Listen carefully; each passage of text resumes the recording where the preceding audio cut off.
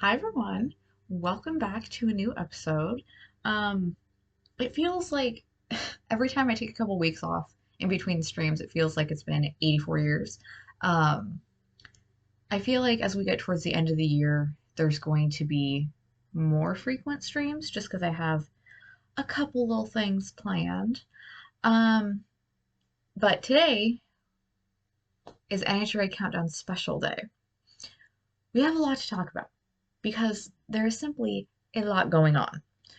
Um, I think I think the first thing I kind of debated on whether I want to talk about this at the beginning or the end, but I think the first thing we have to talk about is the fact that the current countdown format sucks. 100% it has to go. It is no longer effective. It is no longer liked by anyone, to be quite honest. It's trash. So,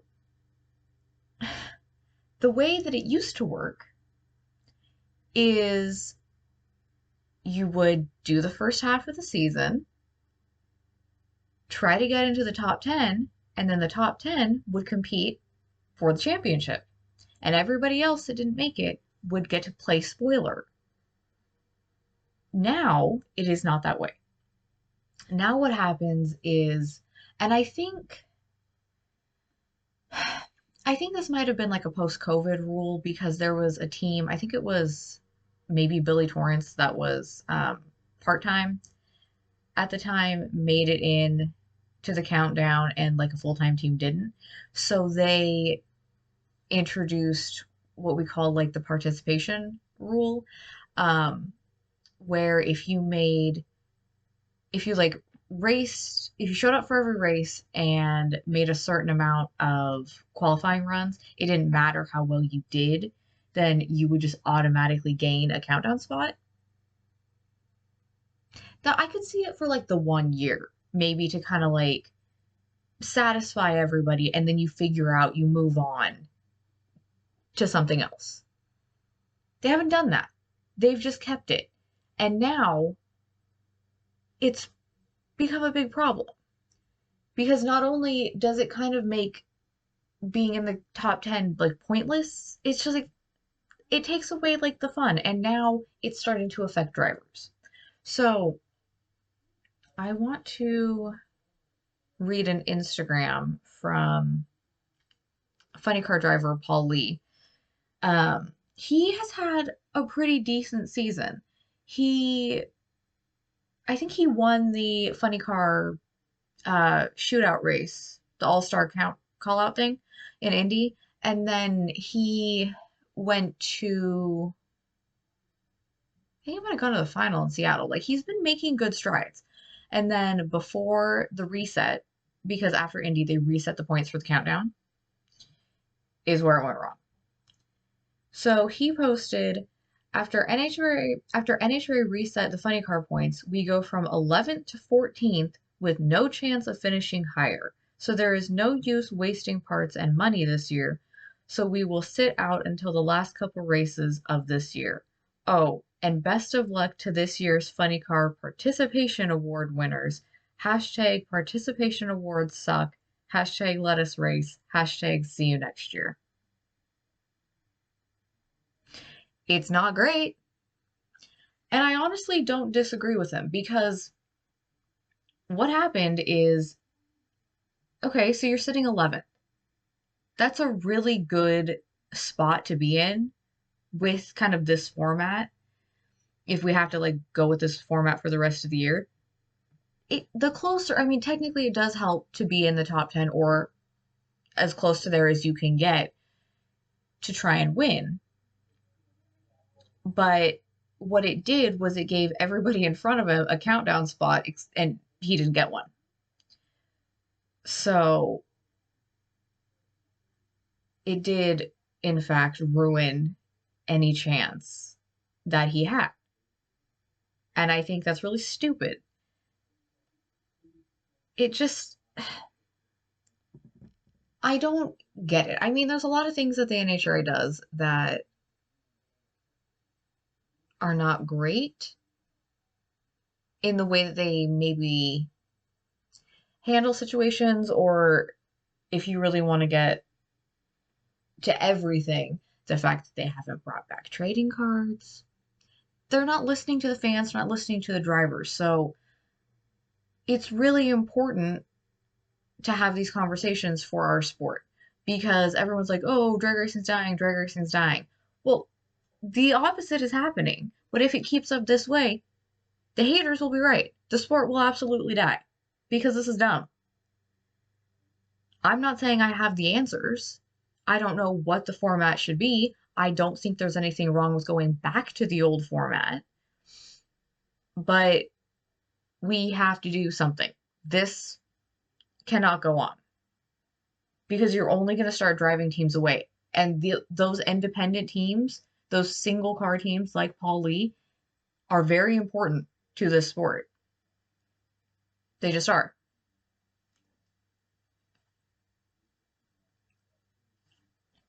So that's kind of where we're at with that. And I would honestly love to hear what you guys think. What would you do if you were in charge? How would you structure the countdown? Because we got to have the conversations. We just do. And breathe. Okay. So let's get into the actual all other countdown things.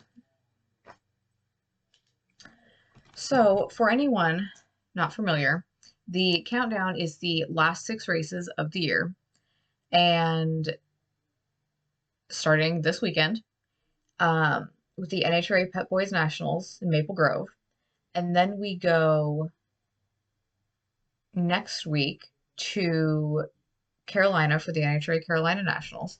After that, to Worldwide Technology Raceway for the NHRA Midwest Nationals. And then we go to Texas for the Fall Nationals, Las Vegas Motor Speedway for the NHRA Nevada Nationals, and then November 14th through 17th, finals weekend in Pomona, In-N-Out Burger NHRA Finals. So that is our structure. That is where we're going and what we're doing.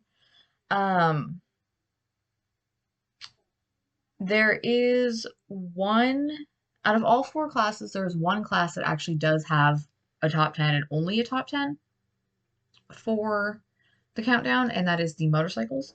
But we will get there. Everyone else has like 12 or 13.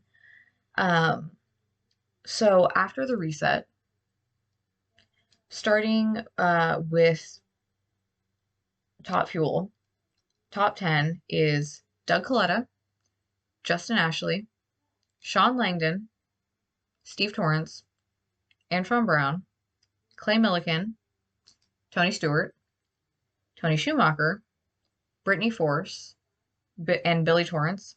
And then you have Josh Hart and Sean Reed outside the top 10. And then in Funny Car, we have Austin Prock, Bob Tasca, Matt Hagan, J.R. Todd, Ron Capps, John Force, but obviously with the situation, we have Jack Beckman filling in for John Force, which I love, by the way. I love that Jack Beckman is back.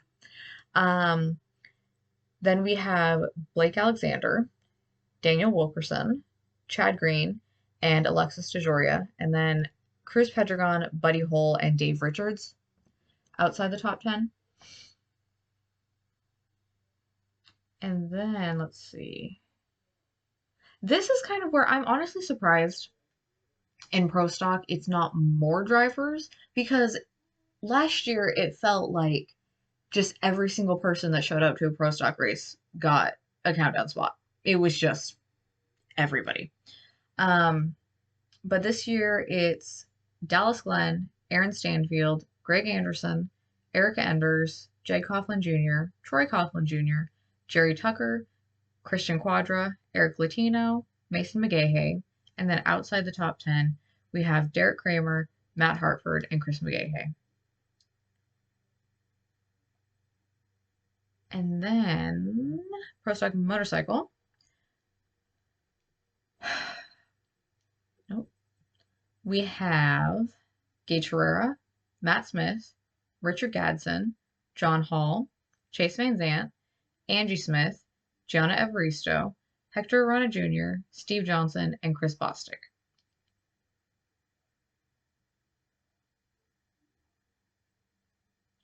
So,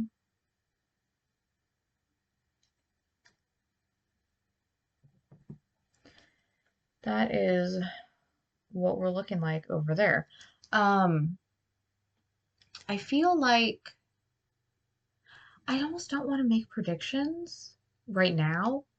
I know it's kind of like cheap to like maybe want to make them halfway through.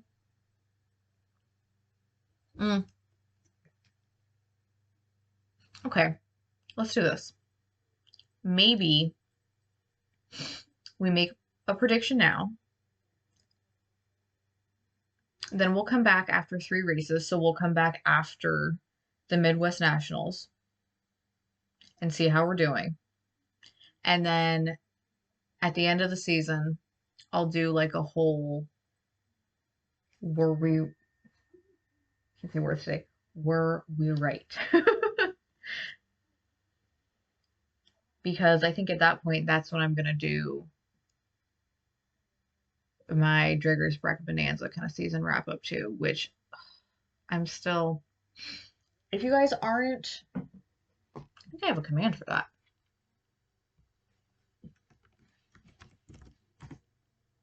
Yes, I do. If you are not signed up with Drag Race Bracket Bonanza, sign up to play for the countdown. Once you sign up, if you want to join our league, we have a podcast league. You can. It's so much fun. I am currently working on overall winner prizes for the end of the year. And I'm like not saying anything is decided yet, but like, what's everybody's ring size? I really just want to be obnoxious and like make a championship ring because I'm not eligible for it. If I win, which I think I am currently winning, let's check. Even if I win, I'm not going to give myself a prize. It's not really for me, it's for you guys. Ugh, maybe sign in. I want to have Drag Race Bracket Bonanza creator Elin Warner back on the show after the season 2.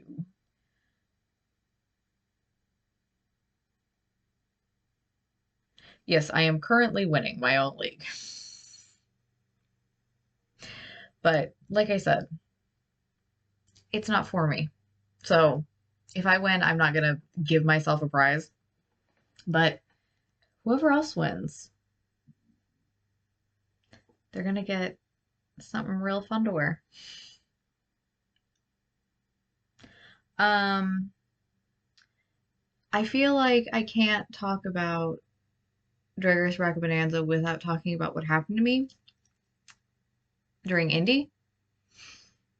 You guys, I had simultaneously the best and worst Drag Race Bracket Bonanza experience of my life during the US Nationals. Like everybody, I made my bracket thinking that it would be fun, just not expecting like anything crazy, but like, as you do. Felt like it was decent, maybe like a top 10 finish. I always cross my fingers for a top 10 finish. And if not a top 10, at least not like 473rd. But I started out, checked, because, the time difference. I checked when I was just kind of like getting ready for the day and I was like, hey, I'm doing pretty good. Like, I only had one bracket that like after the first round wasn't perfect. And I was like, that's pretty good. Go me.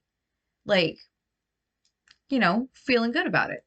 And then I had a bunch of stuff to do. So I was like doing my stuff. I had to replace the brakes on my truck. So I'm just like, ugh, you know, moving along doing that. And I get an Instagram message from another player, and they're like, you're currently winning, like overall in the big league. And I was like, what the fuck are you talking about? How is that possible? Like, what do you mean? And so I went and looked, and I was in fact winning.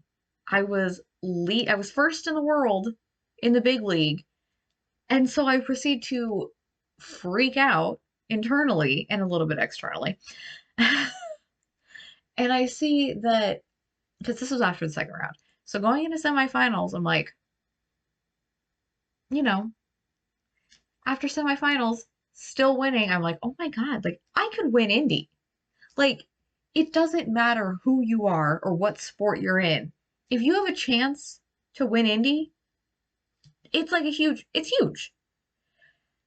And so I'm like kind of like trying to look on my phone, like hoping that like NHRA keeps it updated with like, because you can follow around along like per round on their website because they have like live timing and stuff. And I'm trying to like do that, but it's not really updating. And I gotta like go to the grocery store and like live my life and do like my adult chores. And so I'm trying to look, and I'm also trying to not. And then standing next to my car, putting my groceries away, and I look because I had been kind of like, I feeling like it had been enough time where it, could have updated. I got screwed so hard in the finals. So hard, despite having, I think, at least one winner. For the first time, I could say I personally related to Wayne Taylor the past like 3 years at Road Atlanta. You're leading all day and then you just lose it right at the end. And I finished P14. Honestly, heartbroken. Like, which is so like, maybe it's ridiculous, but maybe it's not because we all want to win. Like, no one is joining any sort of anything competitive without wanting to win. So the fact that I came so close and it just fell away at the very end still hurts my feelings a little bit. Because it's not even like I was so confident, but like, I was so excited, thinking, like, oh my God. Because I finished in the top 10 in the main league before. Ugh, but it was like all the emotions. But now that I know that I'm not actually like the worst person to ever play this game, and I could maybe like, maybe win something, I would like to win something during the countdown. I came so close. Now that I've almost tasted victory, I'm like, yeah, I want to win. It just like, once I got over the fact that I hurt my own feelings, I just kind of like steeled my resolve. Not to like really change the way I play or anything, but just to like have more confidence in my picks. Because obviously I've been in drag racing for a really long time and talk about race cars for a living. So I do kind of sometimes know what I'm talking about, but I gotta like remember that. But it's also like the most unpredictable sport on the planet. So there's a little bit of an element of like luck. But it was just all the emotions, and I came so close. And just if you're not signed up to play this game, sign up to play this game. They have a sponsor this weekend. Let me find the exact tweet.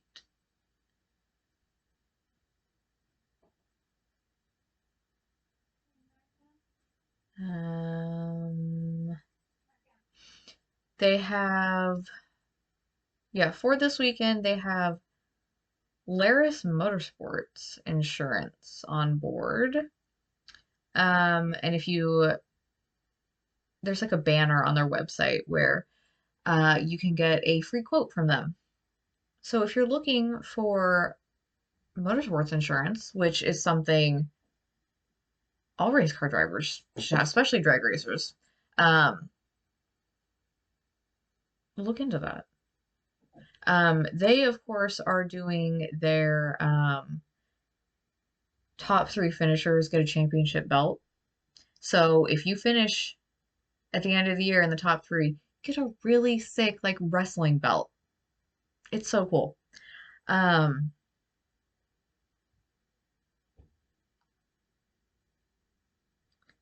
but yeah, prizes and fun all around. Um, maybe I do kind of want to make a prediction. Did I say I'm doing that?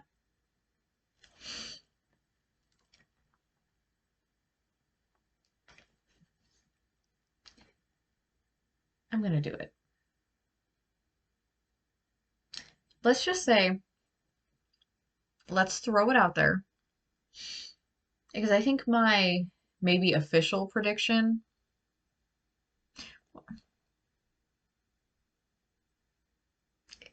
I don't know how I want to word this because I'm not like. I think when we get to like halfway through, that's when we'll like really buckle down and talk about it and we'll have like a whole breakdown. But I think for now, I'm just gonna throw some stuff out there. You guys feel free to do the same. Um, if I had to pick right now, why did I just put all that pressure on myself? Um, if I had to pick right now, Top Fuel.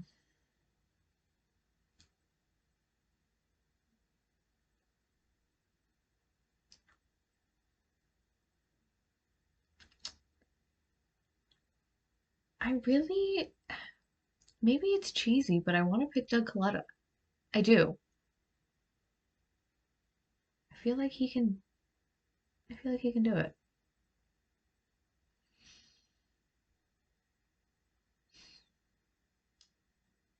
I don't know. I mean, obviously, I think he can, but I feel like Doug Coletta is my solid, like, Top Fuel pick.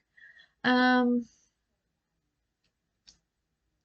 I mean, naturally, in Funny Car, I think I just go to Ron Capps, but also you cannot deny the unstoppable force that is Austin Prock and the fact that he has not only succeeded, found success in his first, go around with Funny Cars. That boy is thriving. He's thriving. He was meant to be a funny car driver. He just was.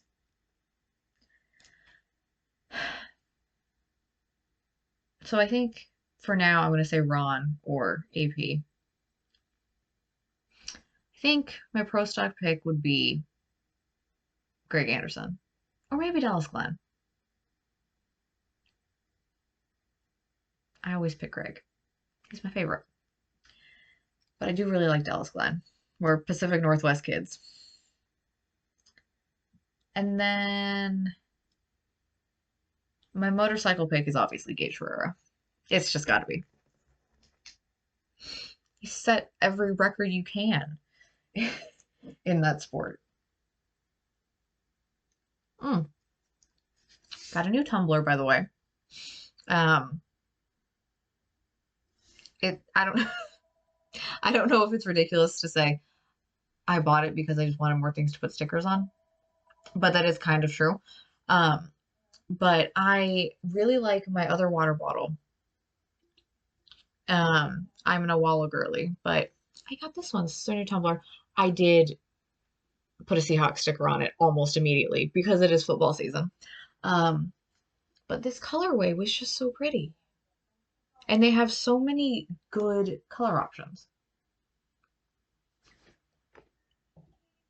But yeah, those I think for now are my just kind of like initial picks. We're gonna go Doug Coletta, AP or Ron Capps, Greg Anderson, maybe a little bit of Dallas Glenn in there too, and then Gage Ferrera. We will revisit all of that when we get halfway through. So after the Midwest Nationals. Um, and I feel like that might have been kind of everything I wanted to like really talk about. I want to know your opinions on everything. Countdown, format, what you would do if you could pick, early picks to win, everything. Um, I have a couple of, let's see, I'm trying to think. Next week, is it next week? Um, let me just double check before I definitively say this.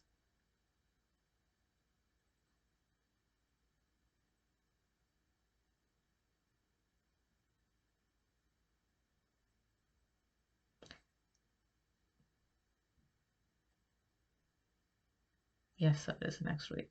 Um, if you have been following along, I've been doing IMSA predictions for endurance races, and next week they head to Indy for the TireRack.com Battle on the Bricks 6-hour race. So I'm back next week with another live stream. Um, I know that they are at capacity. They have a capacity entry list. It's like 56 cars, which is a lot. Uh,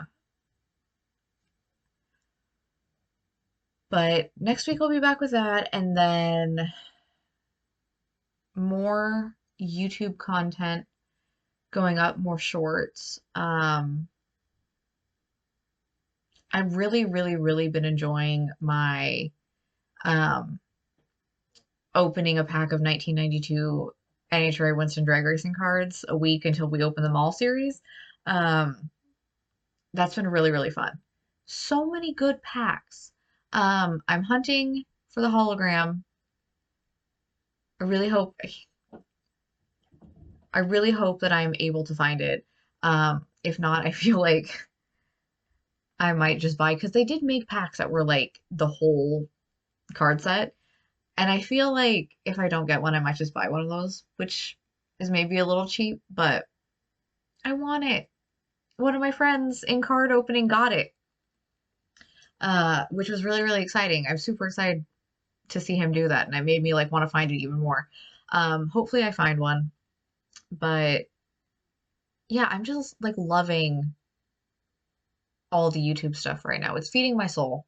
And I was kind of worried because I was getting like a little bit burnout on streaming all the time. Like I love it. I love talking to you guys, but I just felt like I couldn't be quite as creative sometimes, but we have found a happy medium. I love the YouTube stuff and getting in more streams at the end of the year. It's been like the perfect kind of balance. So I'm super excited for what's next and for the future and for all the things. Um, so yeah, I will be back next week with another stream. Um,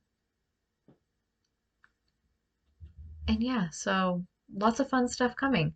Thank you so much for watching and for being part of our little internet community. I'm super grateful, and I will see you guys next time. Bye, guys.